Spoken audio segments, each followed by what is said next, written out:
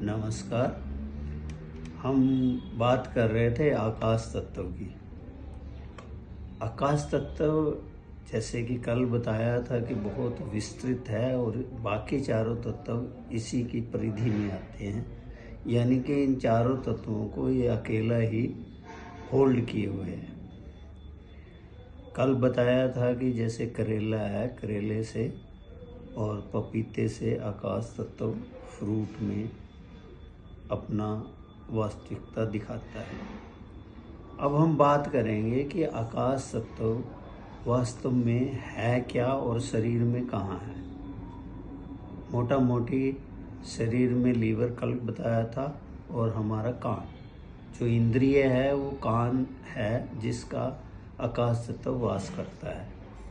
और आकाश तत्व शब्द ही ब्रह्म है, यानी कि शब्द से ही आकाश तत्व की संरचना है और शब्द ही अनंत है। और अनंत के अनंत स्वरूप में जब शब्द की परिभाषा करते हैं तो ओम स्वरूप उसका वास्तविक स्वरूप है। और ओम से एक ओंकार बना और ओम से ही एक अल्लाह, सब कुछ ओम से ही निकले हुए शब्द हैं, जिन्हें विभिन्न विभिन्न परिस्थितियों में विभिन्न विभिन्न नाम दिए गए हैं।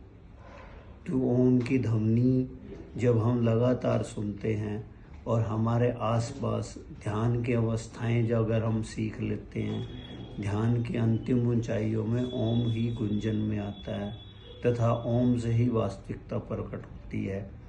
तो आकाश तत्व को यदि आप संतुलित करना चाहते हैं तो ओम की ध्वनि का गुंजान, जैसे मैं आपको बोल रहा हूँ ओम, जीव को हमारी तालू में लगा ले तो ये जो आपका ब्रह्मांड है इसके अंदर ओम ओम का गुंजायमान होने दें। शर्त यही है कि जीभ आपकी तालू में लगनी चाहिए।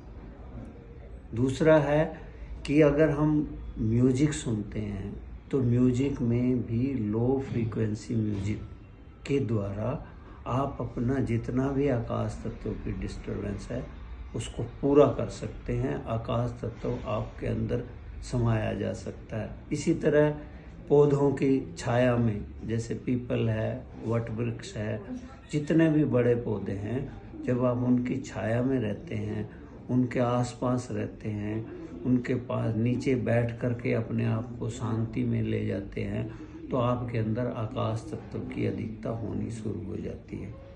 जो चीज़ शांत है वही आकाश है। इसी तरह आपका जो दूसरा मन है, यानी कि जो आपका लॉजिकल माइंड नहीं है, जिसको हम कॉन्शियस बोलते हैं, सुपर कॉन्शियस बोलते हैं, वो सब आकाश तत्व की रिप्रेजेंटेशन है। तो आप अगर आकाश तत्व को शरीर में भरना चाहते हो तो माइंड को शांति में रखिए, आंख बंद करिए और अपने आप को इस दुनिया से परे देखने की कोशिश करिए, तो आकाश आप में से भरना शुरू हो जाएगा। नमस्कार।